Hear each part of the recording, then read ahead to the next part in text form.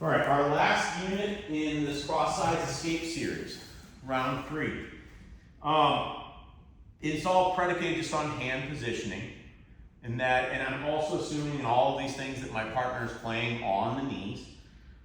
They can deal with other stuff in more advanced classes, but now Cade, he's got a cross face and he's got a hip block here, okay?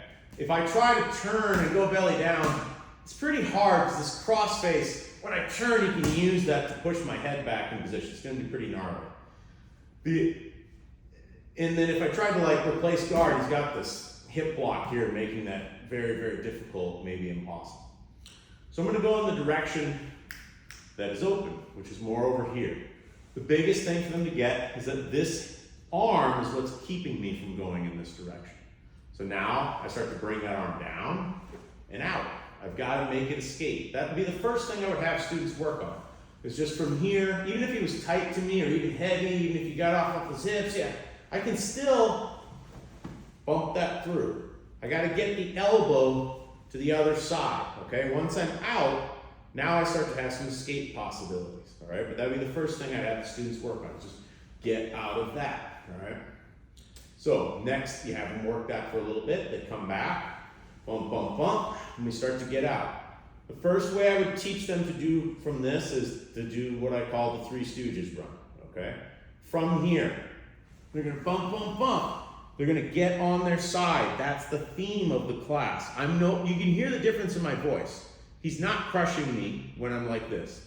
If I turn back to here and he puts the weight in, you can hear the duress in my voice because he's compressing my lungs, okay, and my diaphragm. As I turn on my side, my voice gets very clear because my skeletal structure absorbs the pressure, right? From this side, I'm gonna start to run. And I come out to here. We end up in that turtle position. He's up on top of me.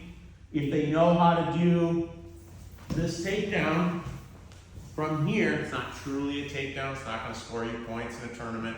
Call it the turtle circle instead. If they know how to do that circling of the opponent and bringing him down to the ground, have them drill that as a part of this. If that's too much and there's beginners, just be happy that they get up off their back, okay? Now, that's the simple version, is like I'm here on my side, yep, connect, and I just run. You wanna emphasize weight in my left shoulder. Run, run, run, run, run. And the second time you teach it, you're gonna have them put their hand under here, okay? As they go around the corner. That way when they come up, they've got a good frame. They don't want to come up and have their arm on the inside. Now Cade runs around in my back. Yeah. So, just without a person, when they go and run, run, run, run, run, run, run, run, run, run, run, run, run, that hand comes out, okay? Now, if you feel that the students are sufficiently athletic, they're getting everything, you're not pressed for time, this is something you can add on to. And always you can add more stuff, but I would prefer that you add more drill time to additional techniques, right? Because the drill time is more essential for the beginner. But if you really want to up the game on this running man escape, the truer technique from here, you can put the weight on me, it's fine.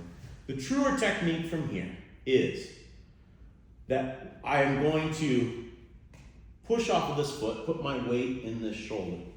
I'm kicking this foot to here, and I'm going to kick my second foot and create a much greater distance, a much greater arc, okay?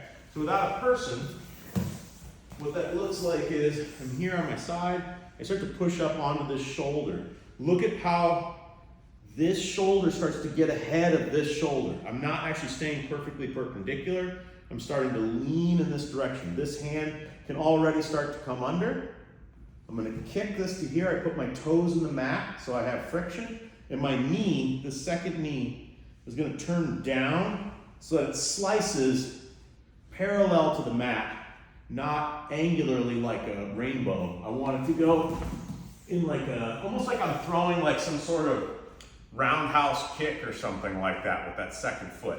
And I'm going really slow with that in like real time. It's gonna look pretty quick, and mostly students won't follow what you did. If you do it that quickly, you kind of have to slow it down and show it to them.